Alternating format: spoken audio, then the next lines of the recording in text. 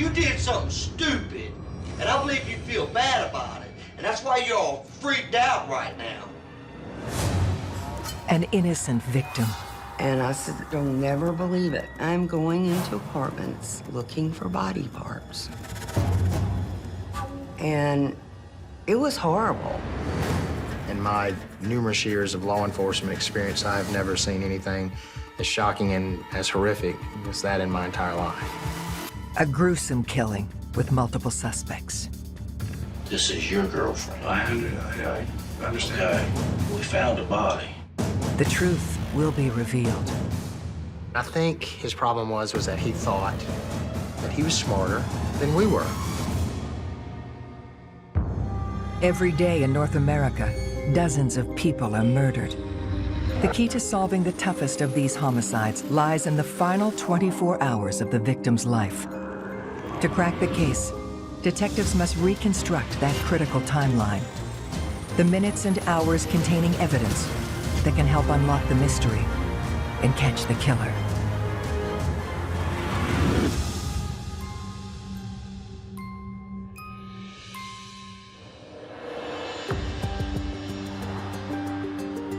Macon, Georgia.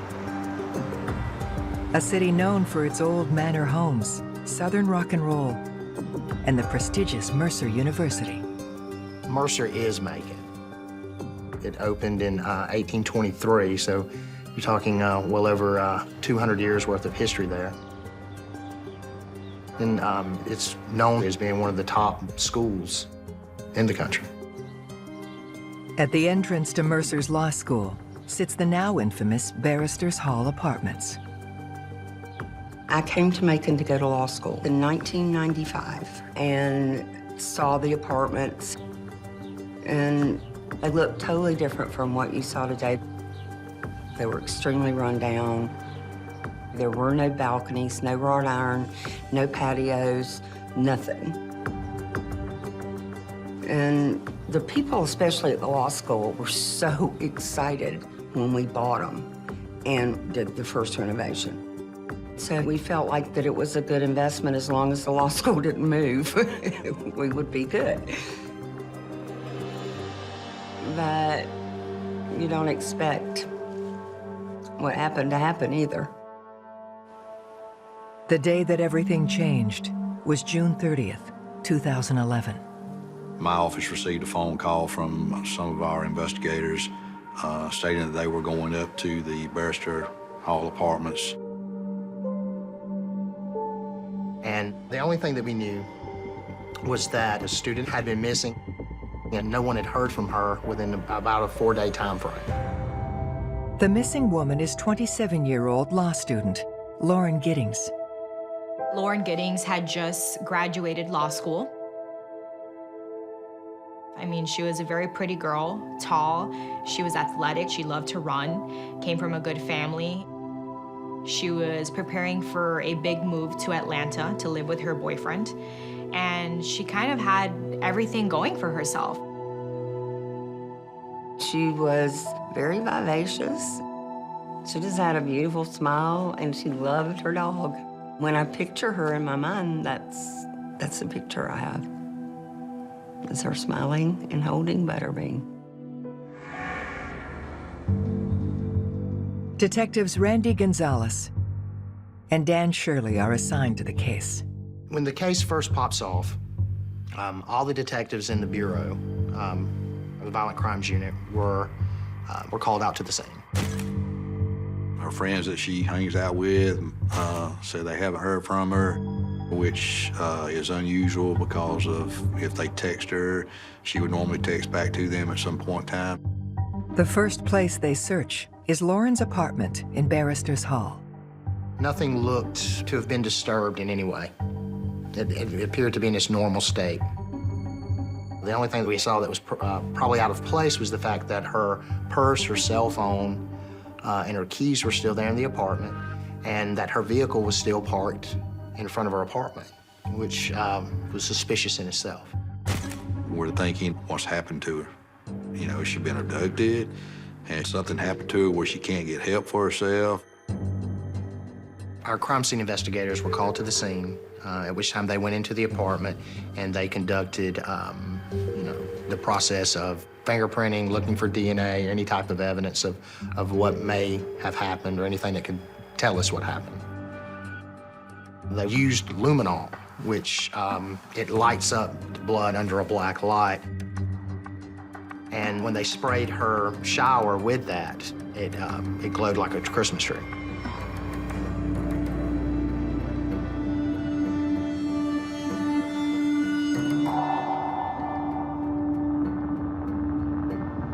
So we knew that something had happened in Lauren's apartment and left a large amount of blood behind. But we just didn't know what. It's a troubling discovery, and it sends investigators out into the neighborhood in full force. So we started canvassing the area. We were speaking with neighbors. At the time, there were only a few students from Mercer that was left on campus. Most people that are cooperative with us, they don't have anything to hide. And they're sincerely want to help. One of those concerned friends is Lauren's next-door neighbor, Stephen McDaniel, who is holding out hope that Lauren may still be alive. Do you know anybody any enemies she might have had, somebody that might want to hurt her? No, we don't know where she is. The only thing we can think is that maybe she went out running and someone snatched her. The problem is, like Lauren's other neighbors, Stephen had his head down studying for the bar and didn't see or hear anything. It does make it challenging because everyone's kind of preoccupied with their own thing, so no one's noticed anything out of the ordinary. Then, investigators make a grisly discovery. We were outside of Lauren's apartment complex in front of the building. It was kind of a windy day, a little bit, the wind was blowing, and we would smell an odor, like a foul odor every once in a while. And, was just trying to figure out, was what it was. That smell led us to a trash can that was located outside of Lauren's apartment building. So when we opened up the trash can, there was a black trash bag pulled out, and upon opening it, we located a torso inside those trash bags. In my numerous years of law enforcement experience, I have never seen anything as shocking and as horrific as that in my entire life.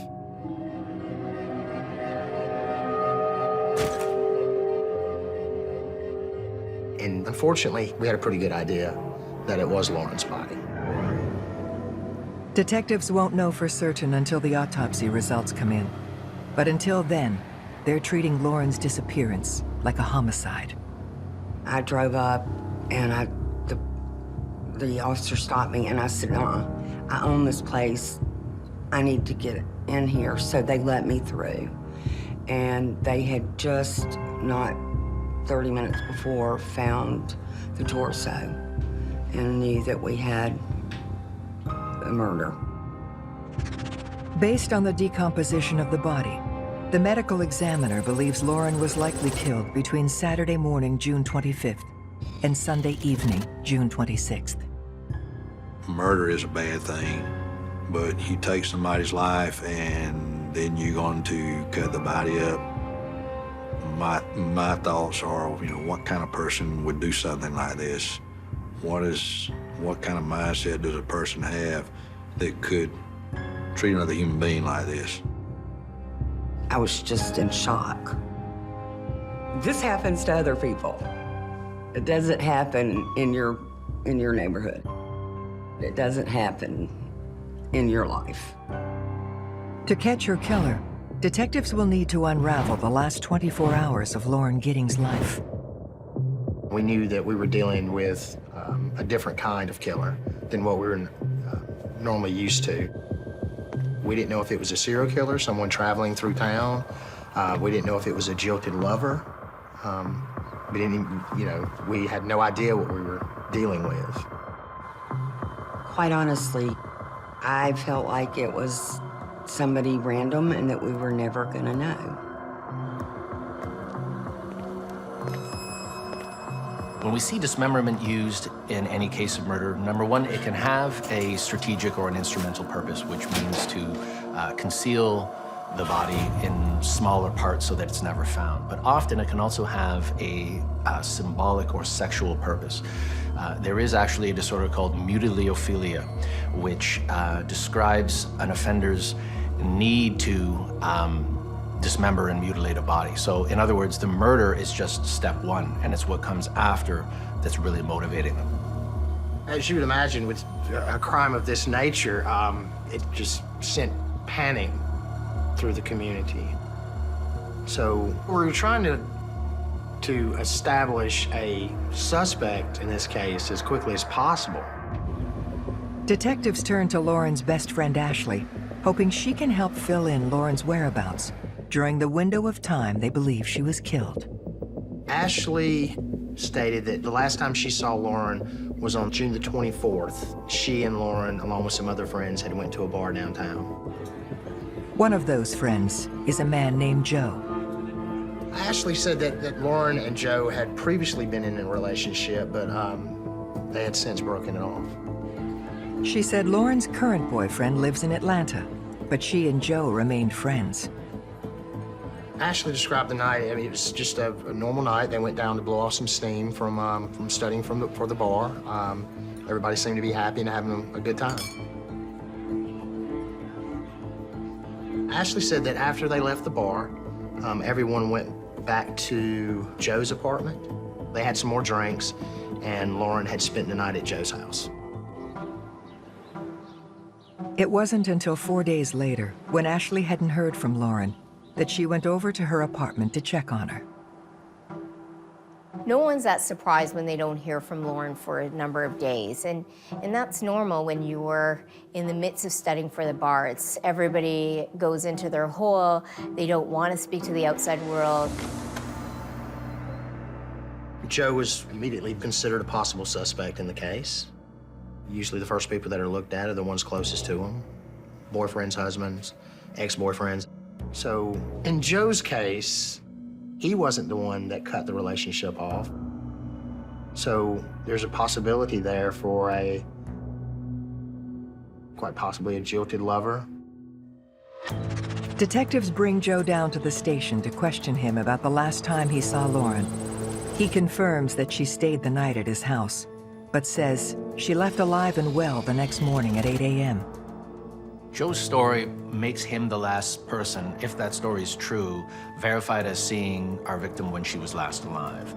And while there's nothing on the surface wrong with that story, unfortunately, as an investigator in this line of work, you have to think dirty. You have to start thinking, is this story a play? Does he know more? Did something involving alcohol happen that night that he hasn't told people?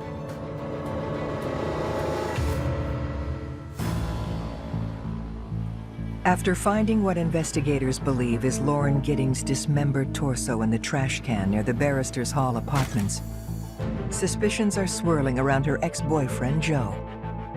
The pressure was very, very intense. Like I said, due to the nature of the crime, a city in panic, and so we needed to give them answers as quickly as possible. And Joe was the last person to see her alive.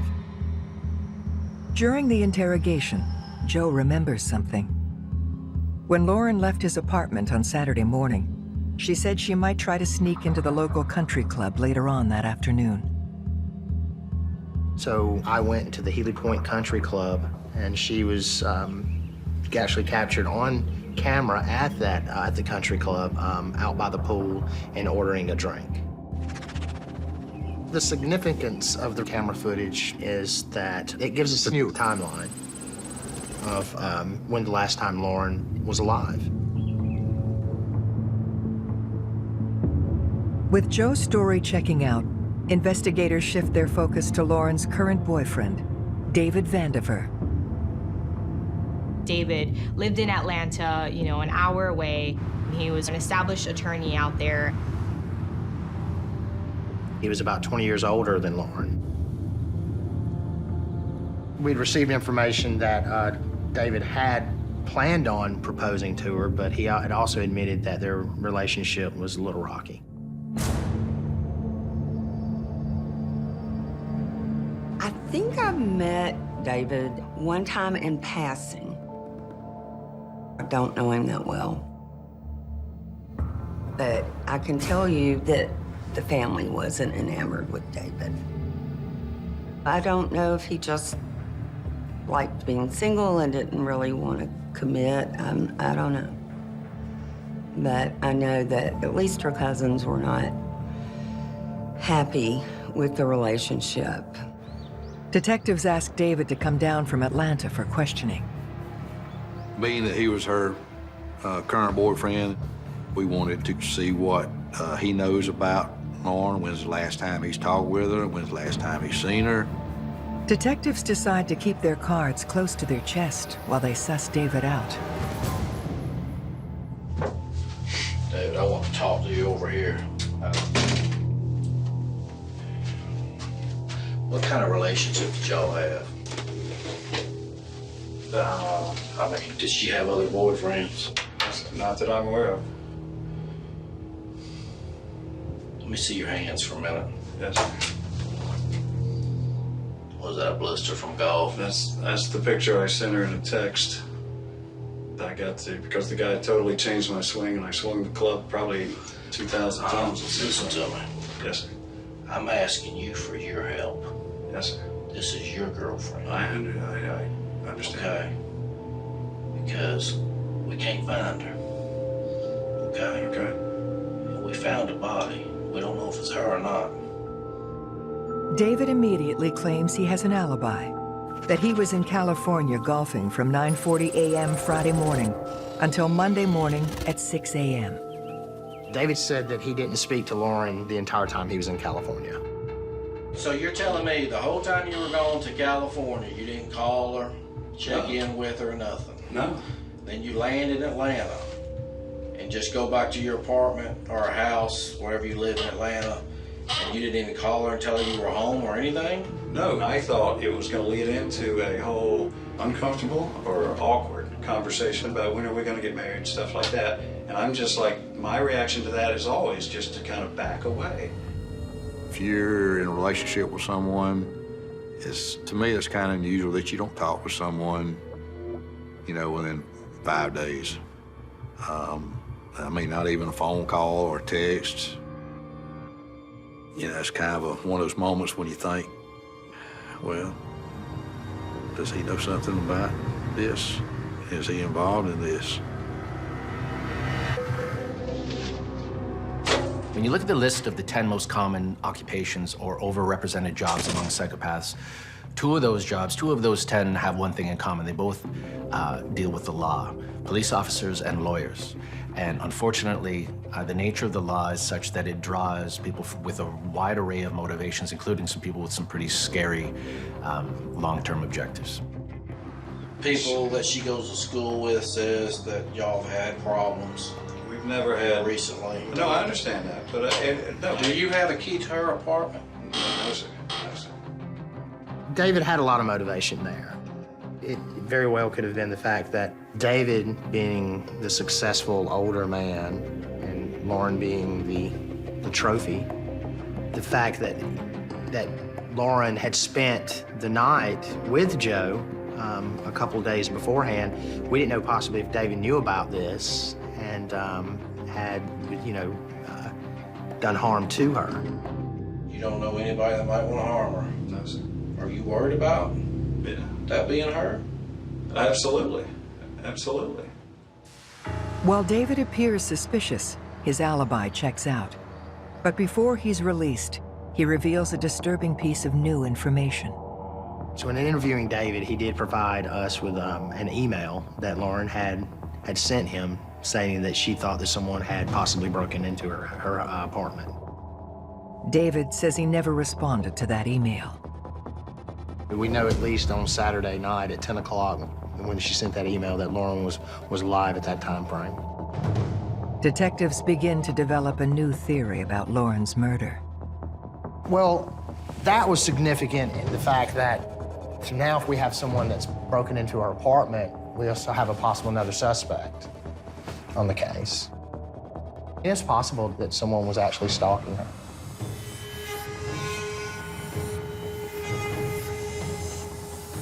So stalkers can be broken down into two categories, sight stalkers and the resentful stalker. And this type is strongly correlated with subsequent acts of violence. This is someone whose anger about being rejected, about being overlooked, about being humiliated in their mind by a specific person justifies and rationalizes what they do next.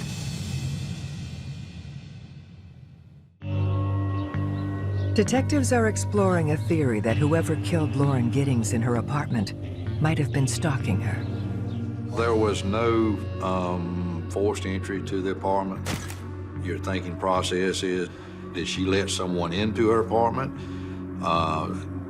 Was the apartment unlocked at the time? Did someone enter in? If no one forcibly broke in, how did they get in? You can't break in through the doors. The doors are solid wood.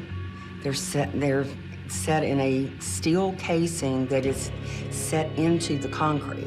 So when the deadbolt goes through the steel casing, it goes into concrete. And unless you have an axe, you can't chop down that solid wood door. Someone had to have a key, either a spare key or a master key.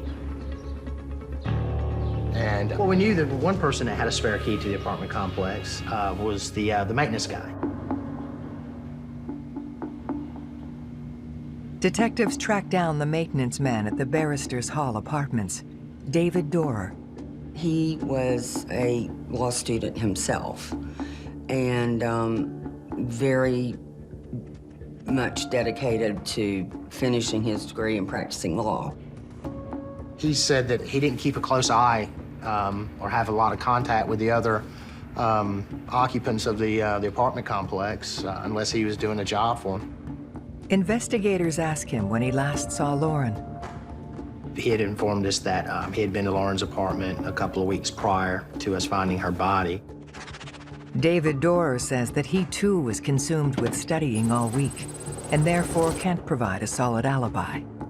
The fact that David, the building's maintenance man, had access to that room and to the saw and would have had access to all the residents' personal information, to keys to their units, could have wandered through the halls and around the grounds under the cover of darkness and had a lawful pretext for doing so. To me, I mean, it seems like it was a good fit. When the autopsy results come in, confirming that the torso does belong to Lauren Giddings and that she was likely dismembered with a hacksaw, detectives go on the hunt for the murder weapon. And they asked to see in the laundry area.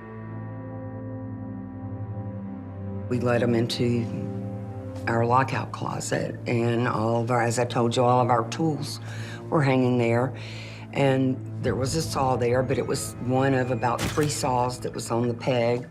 And they asked, are these your tools? And I said, yes. I had no reason to think they weren't. They all look alike. But one of those saws isn't like the other. It shows positive traces for blood.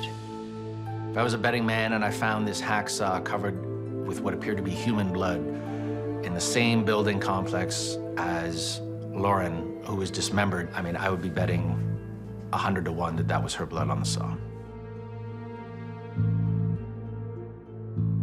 At that point, it shoots the maintenance man up to the top of the list of being a possible suspect. When they ask the maintenance man if the hacksaw belongs to his set of tools, he denies it. The maintenance man told us that he didn't know anything about the hacksaw, that he'd never seen it before. We're lied to all the time, so for him to not be truthful about the hacksaw would not be unusual in a case at all. The question then is, if he was so careful about disposing of the victim, why leave the most incriminating piece of evidence essentially in plain view in a room only he had access to? It almost seems too convenient. While the hacksaw is sent off to forensics, Detectives fend off a media firestorm. When you got a crime like that and, people are wondering what happened, people want answers. They want to know, what are you doing? Or, do you have any suspects? We kept calling every day trying to find out new information. So I'm sure the police department felt the pressure. It was definitely the main thing everyone in the community was talking about. Facing immense pressure to solve Lauren's murder, detectives bring in over 20 members of the police force to help bring her killer to justice. I think once they found the hacksaw in the laundry room or maintenance room of the development, they knew that it had to be someone who either lived in that development or was very close to it. Detectives begin a thorough search of every apartment in the complex. There's only one person who doesn't willingly consent: Lauren's classmate, Stephen McDaniel. The way the apartments were set up, there were 2 downstairs apartments and 2 upstairs apartments. And Lauren lived in the apartment upstairs to the left. Stephen lived in the apartment upstairs to the right. So they were kind of next door to each other. Stephen is a very different person. He seemed a little socially awkward. Some of the conversations he would have with me when I was on site working in the flowers or whatever, he'd stand there and talk to me for 30, 45 minutes about the entomology of bugs. And that was Stephen. Suspicious about why Stephen won't voluntarily allow a search of his apartment, investigators question him downtown. And I remember getting so upset because they were treating Stephen differently. All right. I just gotta ask you a few more questions. I remember saying to one of my friends that they're stereotyping. You stated that you're willing to do anything to help me.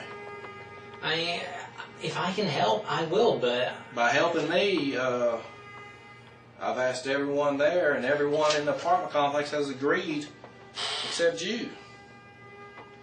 It's the lawyer in me, I suppose. What can I say? I just needed to know. Just the way that he was acting was suspicious in general to me. How'd you get this mark down here on the chin? Place I've been picking at. Problem is this hair right here, right in there. I don't know what it is. It gets infected or ingrown, and whenever I scratch at it, it starts to get irritated. So you don't want me looking in your apartment at all? If you want to look there and see if Lauren is there, I'll walk you through it. You don't have no problem with that? No. Okay. Investigators went over to the apartment and began searching it.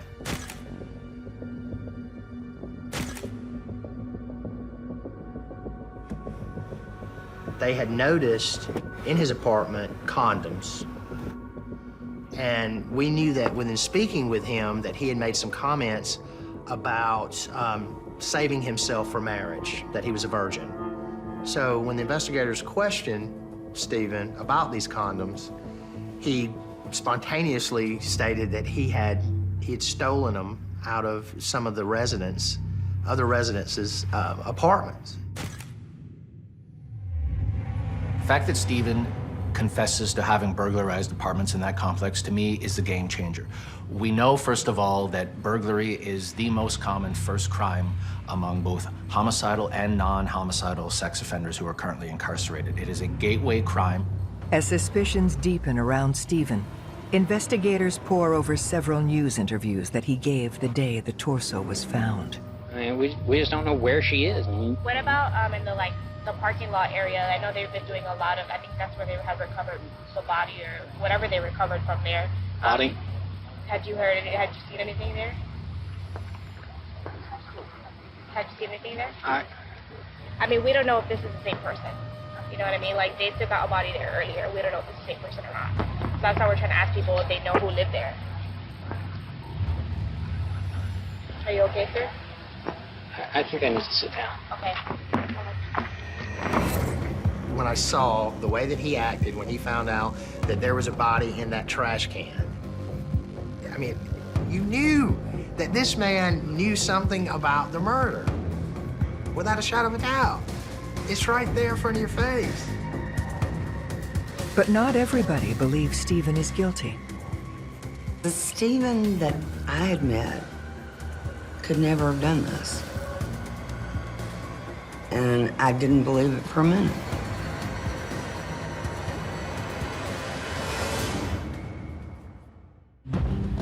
Stephen McDaniel has confessed to burglarizing his neighbors, leading detectives to wonder whether he was the stalker who murdered Lauren Giddings in her own home. We were able to take a burglary warrant out on him. He was subsequently arrested on that burglary and held until we were able to possibly get enough evidence to prove murder. With Stephen in custody, investigators obtained a search warrant for Stephen's apartment, where a more detailed search at that time was conducted. And during that search, they located a pair of panties.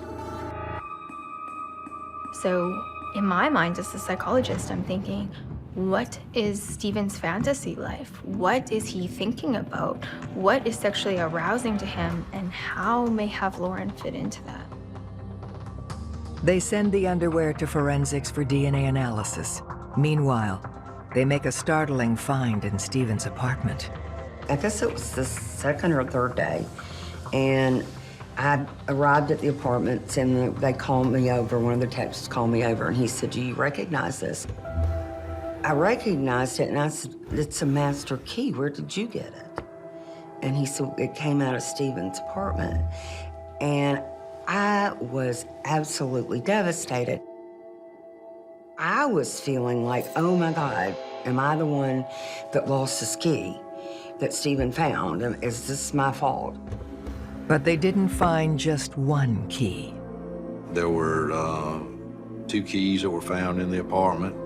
One was a pass key.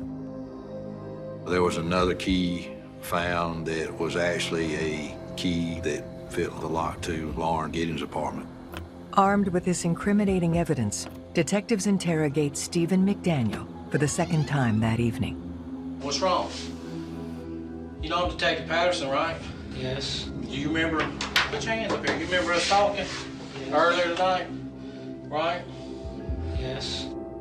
The first thing that the investigators who interviewed him asked Stephen was, did he hurt Lauren? He doesn't say anything. Stephen just kind of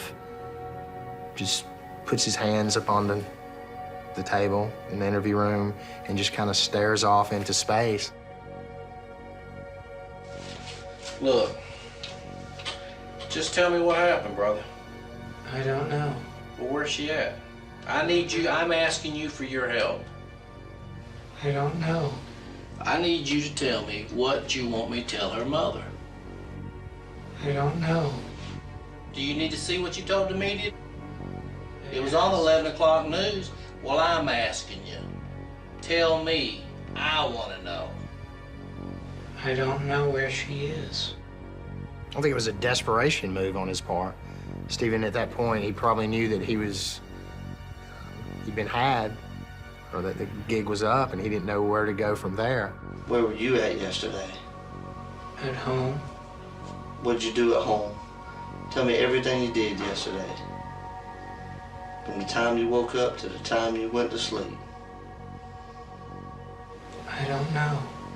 Stephen, you're gonna look at this right here, this little girl right here, and you're gonna say you don't know? I know you know. I don't know. Yes, you know. You did something stupid, and I believe you feel bad about it, and that's why you're all freaked out right now. Detectives interrogate Stephen for 3 hours, trying to get him to confess, but they get nowhere.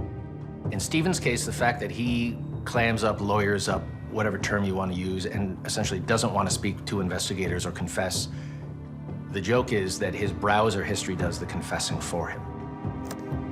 On his computer, we located websites of sadomasochism, There was bondage on his web browser. We also located where he had looked up on how to get away with murder. We also found where he had looked up on how to dismember a body. I think what we see with Stephen is somebody who may have begun by thinking about Lauren, looking at certain materials online, and the more he looks at this, the more aroused he becomes, and he resorts to more intrusive kind of activities. So he starts taking pieces of clothing from her, letting himself into her apartment using a key. So he becomes occupying of her personal space, violating her, if you will, in more and more intrusive ways, to the point where perhaps this was what we would refer to as a lust murder, where he, is pairing his sexual arousal with cruelty.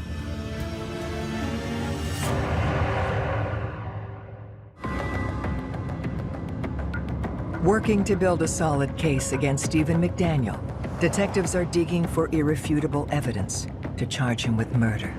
Everyone thought he did it.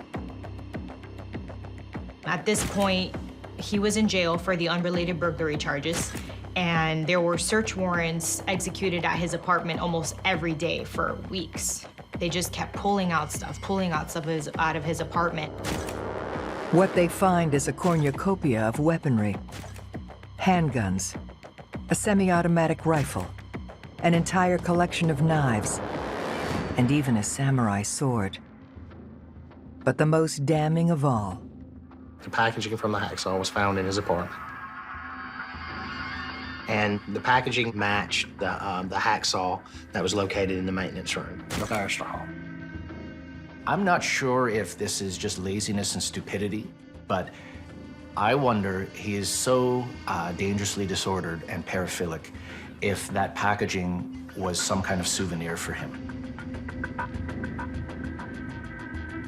Stephen was a law student, and I think his problem was that he thought that he was smarter than we were. But I will tell you this, in my career as being an investigator and investigating homicides, he's the only one that I've ever known of to be stupid enough to get on camera and speak about a murder that he's actually the one that committed. At that point, we believe we had enough circumstantial evidence to present it to the district attorney's office for the go-ahead on Stephen being charged with the murder of Lauren Giddings. While reviewing the evidence retrieved from Stephen's apartment, they discover yet another piece of the puzzle. Electronic equipment was also taken from Stephen's house, and there was also some videos found. One of those videos showed Stephen holding a pole up to Lauren's window and looking in.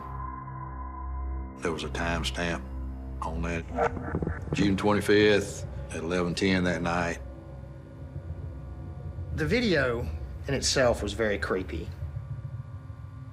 The fact that someone is in the privacy of their own home, conducting their everyday routine, business, and that someone has a camera pointed into your window watching your every move.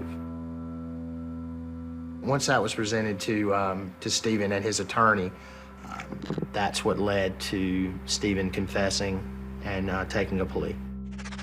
Based on Stephen McDaniel's written confession, detectives can now reconstruct the final 24 hours of Lauren Giddings' life. On that Friday night, Lauren, Ashley, and Joe had went to a bar downtown. They'd had a few drinks. Afterwards, they went back to Joe's apartment. Lauren had spent the night there. Lauren had gotten up the next morning and went to Healy Point Country Club, where she had hung out by the pool and ordered a drink. June 25th, Saturday, Stephen McDaniel videoed through the window of her apartment around 11:10 p.m. that night. Stephen said he entered into her apartment at around 4:30 a.m. He said he came in the apartment that morning with a mask on,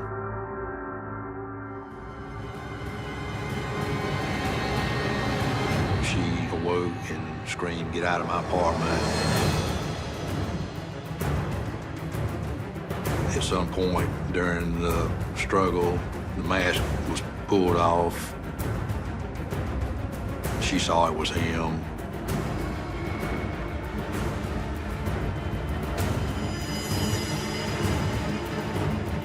He confessed to strangling her to death.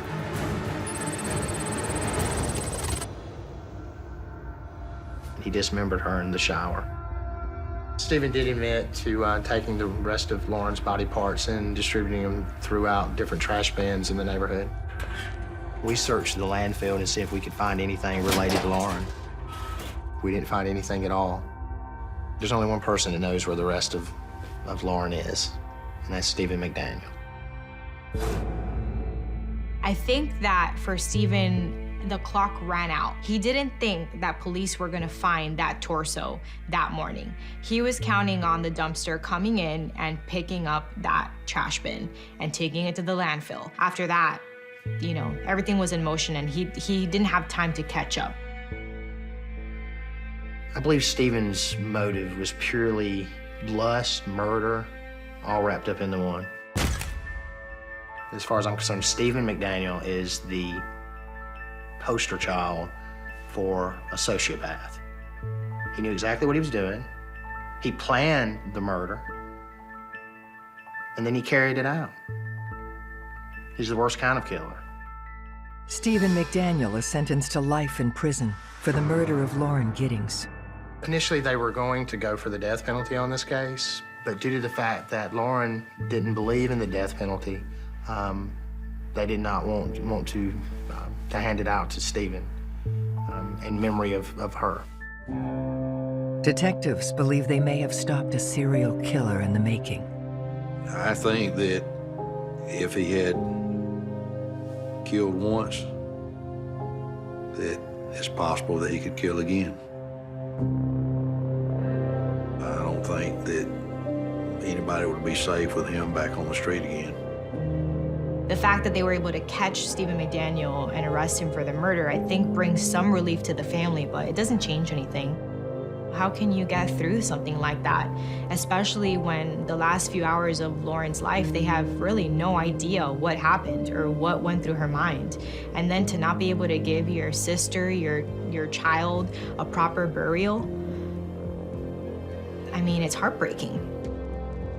When you have someone that you love taken from you, there's nothing that anyone can do to give you closure, even catching the person who did it. You're scarred forever.